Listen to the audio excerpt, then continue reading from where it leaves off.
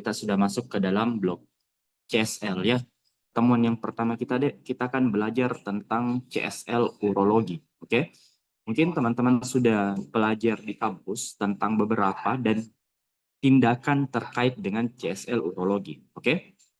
Nah, di bedah urologi, oke, ada yang dikarenakan adanya suatu trauma dan ada yang kita sebut dengan retensio urin. Nah, Dok, apa itu yang kita sebut dengan retensio urin? Jadi retensio urin itu deh adalah susah untuk keluar buang air kecilnya. Susah untuk buang air kecilnya. Oke. Nah, pada kasus di OSCE kalian yang berkaitan dengan tindakan, pasti muncul kasus retensio urin. Nah, kenapa kita bisa prediksi, Dok? Karena retensio urin nanti itu teman-teman akan melakukan pemasangan kateter. Nah, oke. Nah, retensio urin, apakah kita langsung melakukan pemasangan kateter, Dok? Tidak. Tidak mungkin pasien datang dengan langsung, Dok, saya susah buang air kecil. Oh iya Pak, duduk mikir di situ, nanti saya pasangkan ke kateter. Tidak seperti itu, Dek. Nah, jadi ada anamnesis yang kita harus lakukan. Nah, ingat, kemudian ada pemeriksaan fisik yang kita lakukan. Terus lakukanlah pemeriksaan penunjang. Nah, tata laksananya yang bisa kita pasangkan retensio urin itu bisa karena adanya suatu BPH, benign prostat hyperplasia, oke? Dan itu kompetensi 2. Jadi ketika teman-teman sudah memasangkan kateter, teman-teman bisa rujuk. Nah, yang saya mau tanyakan, Dek, yang kalian dapatkan di kampus, kira-kira orang dipasang kateter itu, Dek, langsung saja dipasang atau membutuhkan persetujuan? Ada yang bisa jawab?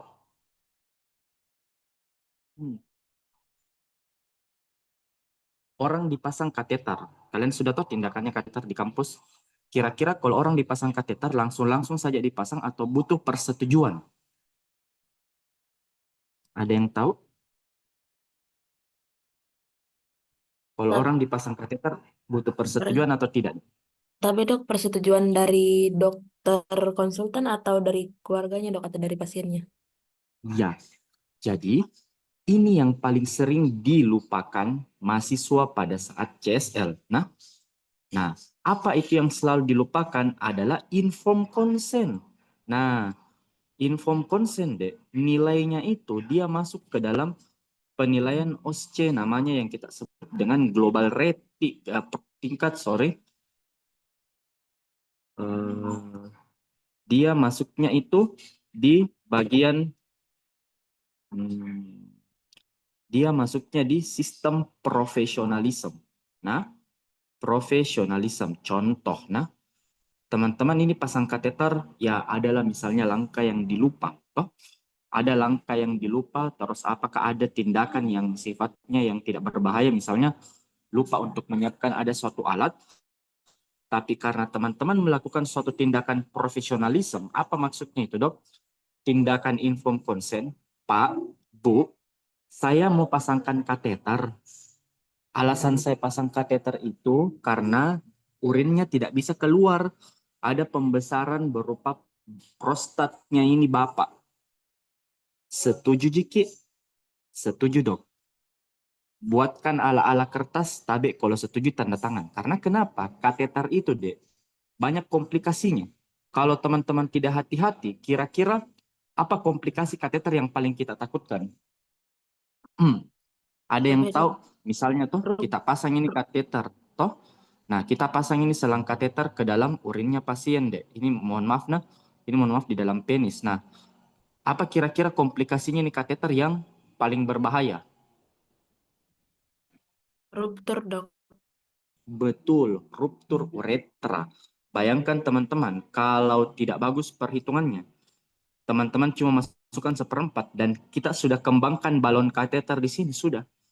Perdarahan, ruptur uretra menyebabkan permasalahan. Nah, makanya kita perlu tanda tangan. Isinya tanda tangan itu terserah nanti. Setidaknya ada pemikirannya teman-teman melakukan namanya informed consent. Jujur saya, Dek, bukan ini dibilang sombong. Saya dari CSL 1 sampai CSL 5 saya tidak pernah remedial. Karena apa? Saya selalu menerapkan ini yang namanya informed consent kepada pasien. Di keterampilan itu, nah, di keterampilan. Setiap apapun yang saya melakukan tindakan di pasien, saya ambil sikap profesionalismeku sebagai dokter.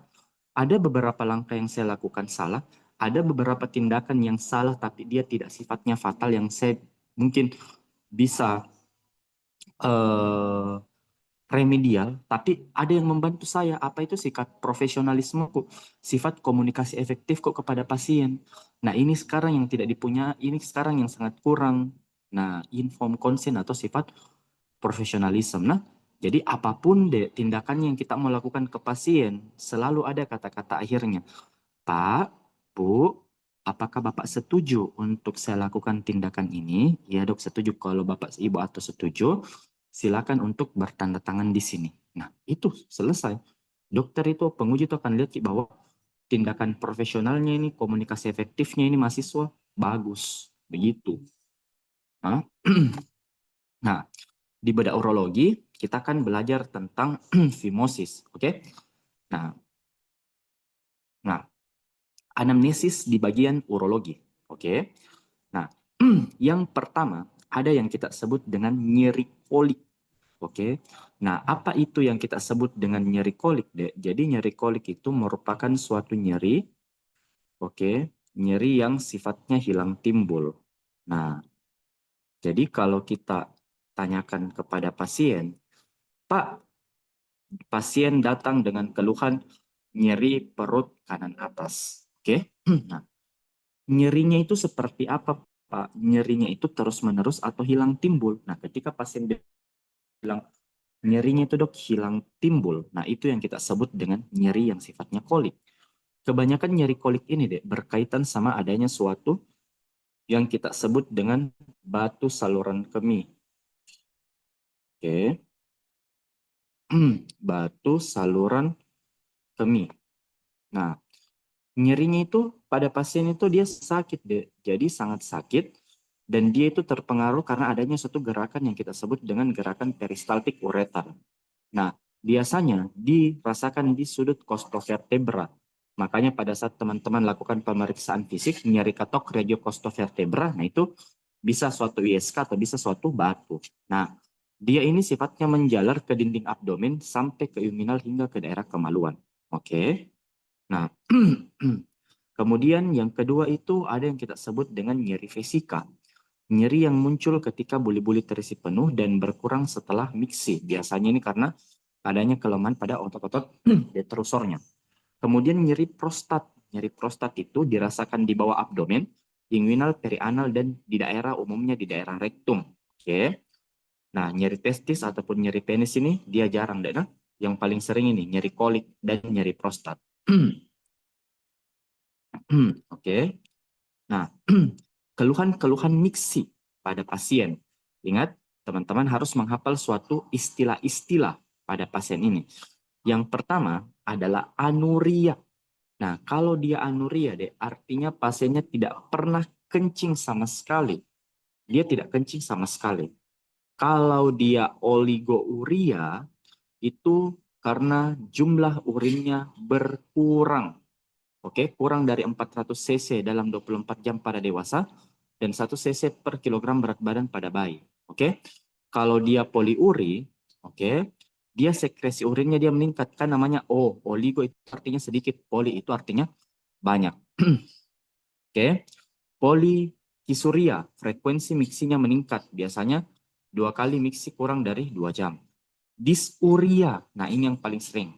Nyeri atau tidak nyaman pada saat dia kencing ataupun pada saat dia miksi. Oke. Urgensi, miksi yang tidak dapat ditunda, biasanya pada kasus inkontinensia urin.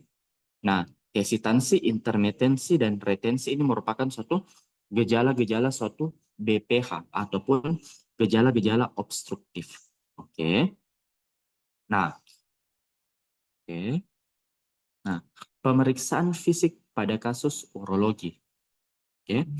Nah, inspeksi. Apa yang kita inspeksi? Itu yang bisa kita inspeksi. Pokoknya kalau misalnya kita lakukan pemeriksaan fisik di OSCE, Dek, oke? Tipsnya juga ini, nah, pemeriksaan fisik di OSCE itu tetap berkaitan sama head to toe. Apa maksudnya itu, Dok? Head to toe. Tetap dari kepala sampai kaki. Misal, nah, ada pasien datang dengan nyeri perut kanan bawah, nyeri perut sebelah kiri atas, curiganya misalnya batu.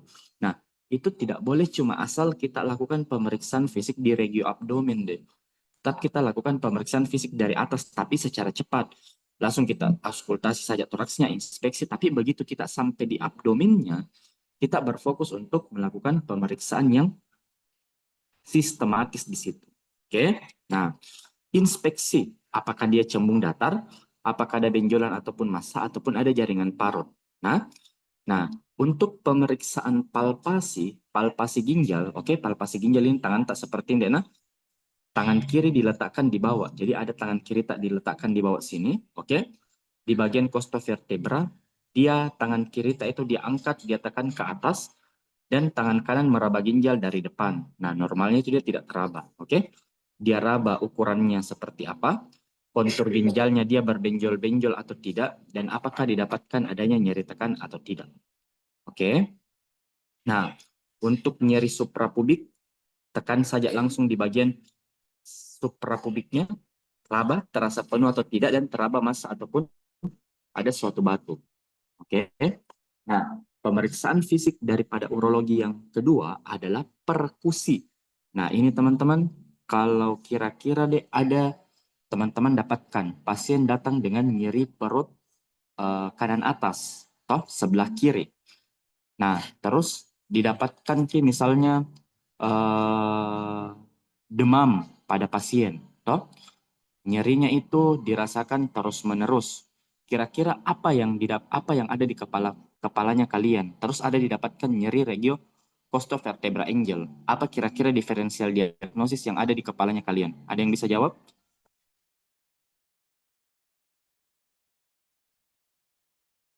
Ada pasien, toh datang dengan nyeri perut.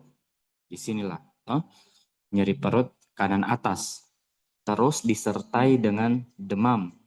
Nyerinya itu sudah 3 hari yang lalu. Tidak ada mual, tidak ada muntah.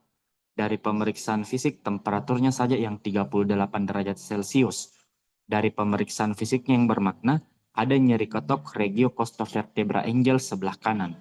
Kira-kira apa yang ada di pikirannya kalian kalau seperti itu? Eh, Pyelonefritis dok, karena demamnya. Betul. Nah, dedenya apa, Dek? Kalau nyerinya mungkin batu ginjal dok. Bet Oke. Bisa batu ginjal, bisa nefrolitiasis, bisa ureterolitiasis. Oke? Nah, nah, jadi caranya mengepalkan tangan lalu memberi pukulan sedang di sudut costovertebra angle. Nah, jadi jangan kalian pukul di bagian skapulanya, deh. Nah, cari ruangan di sini yang tempatnya memang ginjal, terus kalian lakukan nyeri ketok regio costovertebra angle. Oke, nanti hasilnya begini, costovertebra angle. Nah, kalau saya yang kasih begini, yang positif itu kanan atau kiri, deh? Kalau yang begini, interpretasinya. Yang positif ini dia sebelah kiri atau sebelah kanan maksudnya nih. Supaya kalian tidak bingung. Ada yang bisa jawab? Yang positif itu sebelah kanan atau sebelah kiri?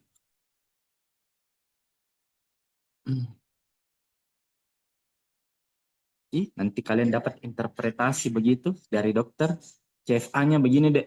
Nah, kira-kira yang bermasalah sih itu sebelah kanannya atau sebelah kirinya?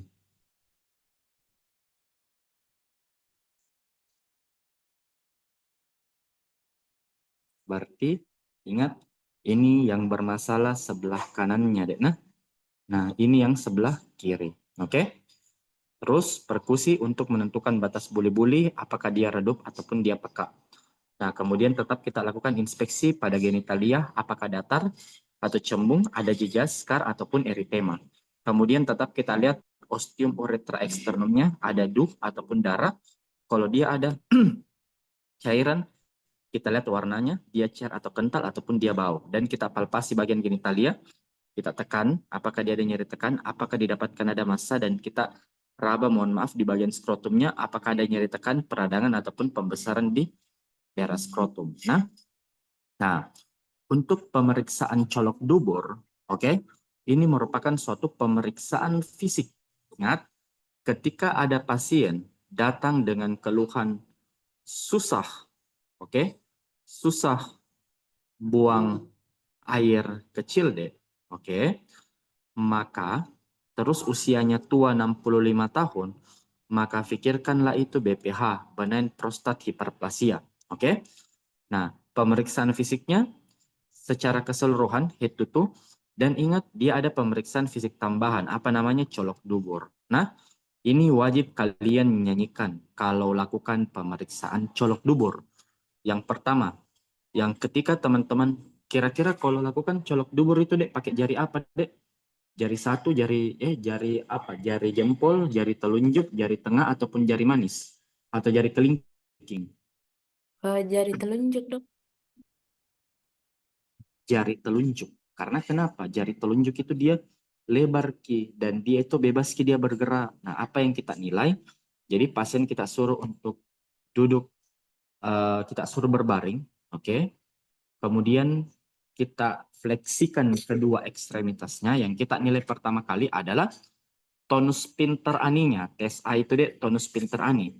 Apakah dia kuat atau dia lemah? Oke. Kemudian kita lihat, kita raba mukosanya licin atau tidak. Kemudian kita nilai ada ampula kolaps atau tidak. Nah, kalau ada nyeri di arah jam berapa? Arah jamnya itu prostat sesuai, anggap ini tuh, mohon maaf ini lubang prostat. Ini jam 12, ini jam 3, ini jam 6, jam 9. Nah, tentukan dia nyerinya di arah jam berapa. Dan kalau dia teraba massa atau benjolan, tentukan apakah dia sulcus medianusnya teraba. Sulcus medianus itu yang bagian luar. Terus tentukan diameternya. Raba, apakah teraba sama kanan dan kiri? Permukaannya licin atau berbenjol-benjol? Karena kalau dia berbenjol-benjol, dek, berarti curiganya CA prostat. Oke? Konsistensinya lunak atau keras, dan apakah didapatkan adanya nyeri atau tidak. Nah, tentukan juga itu benjolannya di arah jam berapa. Apakah arah jam 12, arah jam 3, arah jam 6, ataupun jam 9. Oke? Nah, kemudian polus superior teraba atau tidak. Prostat membesar pada polus superior itu dia tidak teraba. Oke? Kemudian lakukanlah refleks bulbocavernosus. Adanya jepitan pada sfinkter ani pada jari akibat rangsangan nyeri ke kita nyeri yang kita berikan pada glans penis ataupun daerah klitoris. Jadi refleks bulbo kita bedakan antara inkontinensia karena gangguan sarafnya ataupun BPH. Kalau dia inkontinensia dia tidak bisa menjepit. Oke. Kalau dia BPH dia itu menjepit. Oke, itu namanya kita sebut dengan refleks bulbocavernosus. Nah, kita mulai.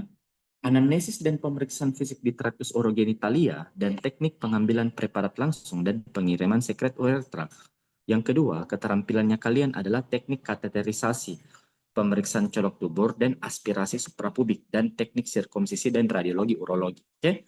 Tapi sirkumsisi itu setahu saya tidak dilakukan deh ya, karena yang pertama waktunya dia lama, kemudian setelah itu biasanya tidak cukup waktu. Biasanya sirkumsisi dilempar pada saat kalian bakso skader. Nah, contoh kasus. Nah, pasien datang usia tua, sulit tidak bisa buang air kecil. Nah, pikirkanlah kemungkinan diagnosis di bawah ini. Maka teman-teman harus pikirkan yang pertama adalah BPH, benign prostate enlargement atau pembesaran prostat jinak. Yang kedua, pikirkanlah dia suatu batu saluran kemih. Oke. Nah, kalau dia pembesaran prostat jinak ataupun BPH, itu dikaitkan sama bertambah besar ki daripada ukuran prostatnya. Volume prostatnya itu dia membesar akibat adanya perubahan histopatologis daripada prostat yang dikenal sebagai BPH. Nah, faktor resikonya deh adalah usia tua. Jadi ingatlah yang sudah ikut di sini, ketika kalian dapat susah untuk buang air kecil, pikirkan dulu di kepalanya kalian bahwa ini suatu BPH ataupun batu saluran kemih. ada suatu penyakit-penyakit sindrom metabolik, obesitas, hipertensi, faktor genetik, dan merokok. Oh iya, saya lupa. Dek, ingat, pemeriksaan fisik itu tidak hanya tekanan darah, nadi, pernafasan, dan suhu. Nah, timbang berat badannya pasien dan tinggi badannya juga pada pasien. Ingat ini, jangan lupa. Makanya ada timbangan dan berat badan di ruangan ospek. Nah, gejala-gejalanya biasanya dia itu gejala iritasi di mana frekuensi berkemihnya meningkat, urgensi dia tidak tahan untuk buang air kecil, kemudian nokturia terbangun pada malam hari untuk buang air kecil ataupun bahkan sampai terjadi suatu mengumpul. Nah, gejala obstruksi biasanya pasien begini, dok ini kalau saya kencing itu kalau pancarannya itu dia lemah dok. Atau dia bilang begini, saya tidak merasa ketika kencing dok saya masih ada rasa di dalam tapi tidak mau keluar. Nah, merasa tidak puas. Biasanya dia harus untuk mengedan pada saat dia BAK. Nah, terus biasanya pada pasien mengeluhkan ada gejala dribbling. Biasanya dia bilang apa? Ini dok, kalau saya kencing menetes-menetes ki, padahal saya tidak mau untuk berkemih. Nah, urinnya tidak lampias hingga terjadi suatu retensi urin. Nah, selanjutnya sudah kita lakukan anamnesis, lakukanlah pemeriksaan status generalisat apa itu TTV dan head to toe. Nah, Dek, TTV itu apa? Tekanan darah, nadi, pernafasan dan suhu ditambah dengan berat badan ditambah dengan tinggi badan. Ingatin nah. Nah, head to toe itu Dek, kita lakukan pemeriksaan dari kepala sampai kaki. Tapi begitu sampai ke ginjal di status urologi, maka stop. Periksa baik-baik di situ. Di ginjal, evaluasi tadi bagaimana? Lakukanlah pemeriksaan regio costovertebra angel, lakukan perabahan ginjal apabila ginjalnya teraba.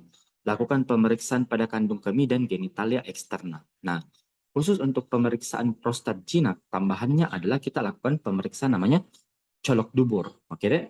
Nah, colok dubur tadi ini nyanyiannya yang ada di skala OSCE nasional. Nah, ini nyanyiannya di skala OSCE nasional, teman-teman. Nah, kalau teman-teman mau nyanyikan dia suatu colok dubur. Ini yang paling lengkap di bagian colok duburnya. Oke? Nyanyiannya ketika kalian lakukan perabahan ataupun colok dubur.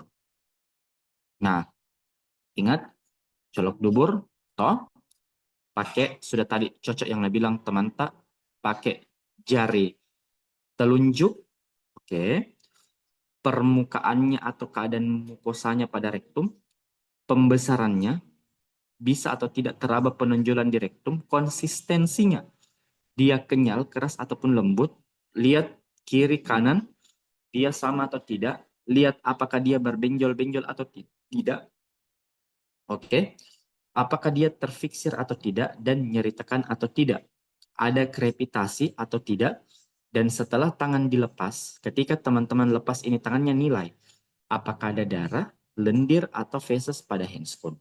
Oke? Nah, kira-kira mohon maaf di antara 1, 2, 3, 4, 5, 6 ini, kira-kira yang mana teman-teman lakukan pemeriksaan paling bagus? Yang diajarkan yang maksudnya ya, yang lagi artis lah. Kira-kira teman-teman lakukan pemeriksaan posisi apa di situ yang paling bagus?